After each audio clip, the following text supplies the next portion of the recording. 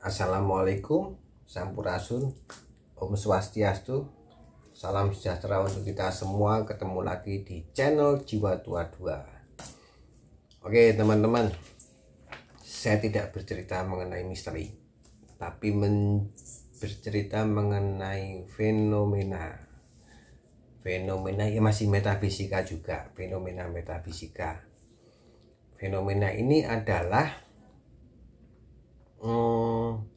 lebih ke apa ya, sebenarnya lebih ke bukan hubungan sebenarnya, tapi lebih ke interaksi tak apapun itu saya dengan Laut Selatan. Jangan berpikiran dulu saya ada hubungan dengan Laut Selatan, enggak, cuman ini cara saya berinteraksi dengan Laut Selatan, dalam artian lautnya ya, bukan apa namanya yang terkenal Ibu Ratu Pantai Selatan atau Ibu Ratu Kidul atau apapun, bukan Nyi Roro Kidul ya, tapi Ibu Ratunya. Tapi lebih ke bagaimana sih saya berinteraksi dengan Laut Selatan, karena unik menurut saya ya. Ini adalah hal unik antara saya dengan Laut Selatan. Uniknya di mana? Begini ceritanya.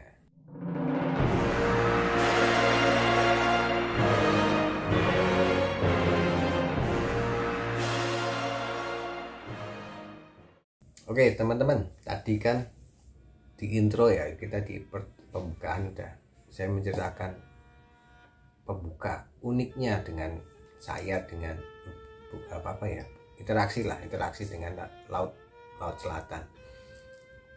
Flashback dulu, saya dulu tidak begitu suka yang namanya main ke pantai, itu nggak serak ya, banyak angin lah apalah, nggak nyaman lah kalau buat wisata kan. Hingga satu titik itu saya diajak teman di daerah Sukabumi. Waktu itu bukan di Pelabuhan Ratunya, tapi di daerah pantai yang satu, daerah Guji atau Poci, saya lupa. Ini kejadiannya itu waktu masih musim zaman batu akik waktu itu. Oke, ke sana, terus di situ kan ada kayak wihara atau apa, saya lupa. Setelah doa malam itu, pagi kita ke sana, ke lautnya, nyari yang namanya batu dari laut, yang kebanyakan kristal kan kalau dari laut. Kejadian uniknya adalah pada saat saya cari batu itu ya, di pantainya saya nggak nemu satu batu pun, nggak ada. Yang ada ya batu ada, tapi batu-batu bukan batu akik ya. Tuh. Terus teman saya bilang, ini lebih tua dari saya sih, kalau minta ngomong, kalau bahasa Jawa nembung, minta ngomong. Kalau minta dalam arti saya minta ke yang punya laut di situ. Waktu itu saya minta batu satu aja. Nah, tiba-tiba itu sepersekian ya, berapa detik kemudian datang ombak besar sekali itu. Yang awalnya ombak itu cuma sampai di bawah lutut, tiba-tiba itu ombak datang itu sampai satu pinggang, sampai saya berpegangan sama teman. Begitu airnya surut ke laut lagi, di situ banyak banget batu di situ ya. Karena saya mau cepat saya ambil lah batu yang mirip kristal yang bening itu, saya ambil. Baru saya ambil satu itu, tiba-tiba ombak datang lagi, guys.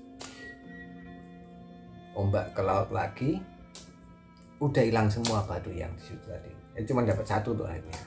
Kejadian pertama, akhirnya saya interaksi pertama ya dengan laut waktu itu. Terus yang berikutnya itu adalah setiap saya main ke laut tuh pasti saya agak jauh dulu dari garis batas pantai itu, saya jongkok, saya minta izin dulu pasti. Minta izin dalam artian kalau memang saya diizinkan bermain di situ, di pantai itu, terutama ini pantai selatan ya, kalau pantai utara nggak pernah, pantai selatan diizinkan bermain, saya minta tanda. Kalau tidak ada tanda saya akan pulang, berarti saya tidak diizinkan. Nah, posisi saya jongkok dan megang pantai itu ya, tangan saya megang pantai itu jauh. Maksudnya jauh itu misal ombak itu saya perkirakan ombak itu nggak nyampe ke situ.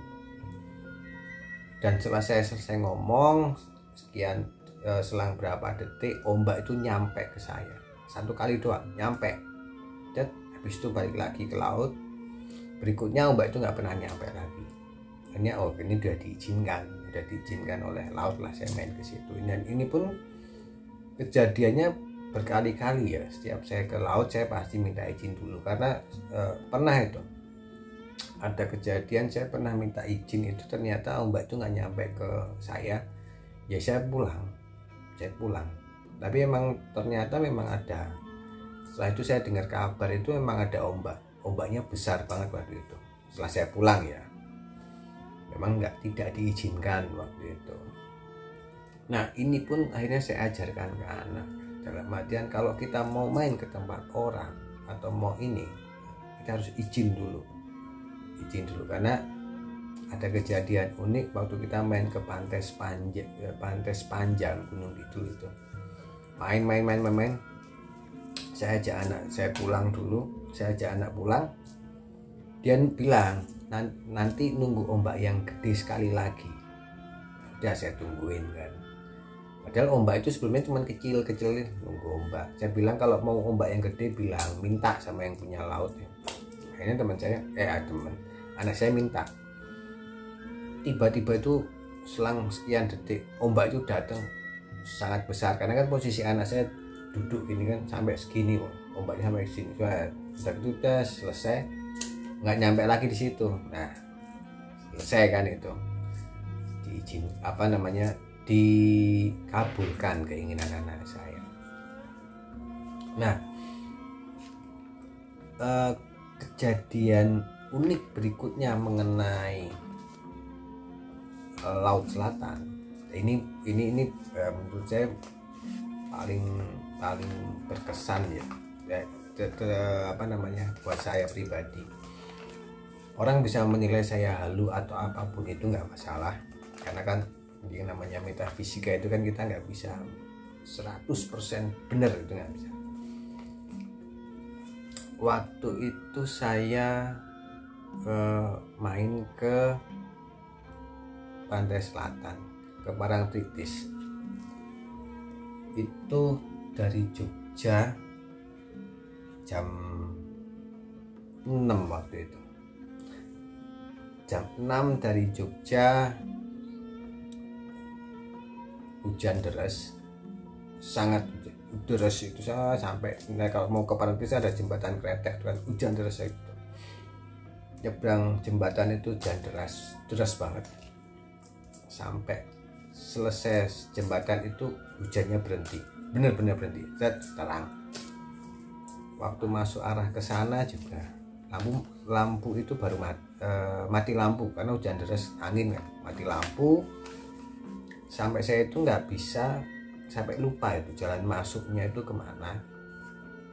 Tujuan saya mau ke Parangkusumo dulu, ini saya mampir ke warung, saya ngopi dulu. Saya nanya ke bapak penjualnya itu yang jualan kopi. Saya nanya, Pak, Parangkusumo di mana? Itu Mas, jadi ini ini warung, di sini warungnya. Parangkusumo cuma di seberangnya sini aja, nggak kelihatan waktu itu. Ini masuk ke situ, ya udah selesai ngopi masuk ke situ. Tapi kalau Parangkusumo itu kan hari-hari tertentu itu kan, waktu itu malam Jumat ya kalau nggak salah. Di situ kan banyak yang namanya mbak-mbak yang ya saya bilang mbak-mbak, semoga teman-teman paham lah, yang mencari para pria hidung belang tuh. karena saya masuk situ banyak, saya nggak nyaman. Saya sama teman saya kita pindah ke Parangtritis, sepi itu Parangtritis tuh. Akhirnya agak gerimis-gerimis itu nongkrong di pinggir pantai. Kebetulan ada kayak gubuk kayu, bukan gubuk ya, kayak apa sih yang biasa buat jas kamling itu, tapi dari bambu itu. Nongkrong melihat laut itu nggak kelihatan sih, orang gelap kan, lihat gitu. Tiba-tiba teman saya itu bilang, teman saya bisa juga kan, dia bilang, "Mas, konsentrasi, coba lihat yang di depan ada apa." Kayaknya saya berusaha untuk konsentrasi, saya melihat apa sih yang ada di depan saya sebenarnya. Akhirnya saya konsentrasi ya, semacam kalau orang bilang meditasi atau semedi ya, tapi nggak nyampe segitunya, cuman konsentrasi aja, menenangkan diri, yang fokus terhadap satu titik. Waktu itu saya itu melihat sosok wanita pakai pakaian Jawa lah ya, pakai apa, kain jarik, pakai baju segala macam, kayak ada mahkota apa segala, kayak ada mahkotanya gitulah, cantik. Dan saya ngelihat wanita itu tersenyum ke saya, dan bajunya itu berwarna kuningnya kuning emas, seperti memantul, ada kayak emas terpantul gitu kan ya, agak silo sih waktu itu, tapi saya masih bisa melihat wajahnya yang cantik waktu itu, senyum ke saya. Nah, saya nggak berpikiran waktu itu beliau siapa, saya nggak berpikiran, cuman saya pasti itu saya melihat ada sosok wanita cantik berbaju kuning emas itu melihat ke arah saya, dan kalau saya melihatnya itu agak jauh, mungkin jaraknya 5 atau 10 meter di depan saya. Nah, saya senyum, saya mengucapkan terima kasih sudah diperkenankan melihat. Setelah itu udah hilang.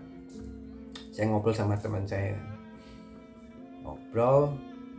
nah bedanya nih, teman saya itu melihat sosok wanita cantik tadi persis di depan saya, tapi saya melihat, saya bilang beliau itu agak jauh dari saya. Nah, sebenarnya di sini adalah bukan saya melihat siapa di situ. Saya cuma mau menyampaikan bahwa metafisika itu tidak bisa 100% semua orang itu melihat sama. Ini saya sama teman saya aja melihatnya berbeda. Saya melihat jauh, teman saya melihat dekat di depan saya. Inilah metafisika, tidak ada yang 100% valid,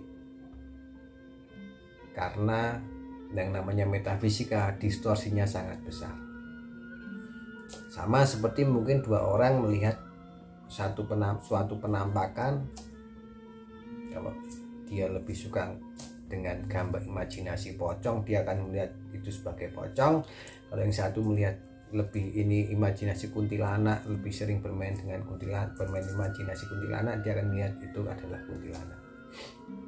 Padahal itu hanya satu energi yang sama, tapi dilihat menjadi dua sosok. Sama kayak tadi saya melihat seorang wanita berbaju kuning bermahkota, saya melihat jauh, teman saya melihat beliau dekat.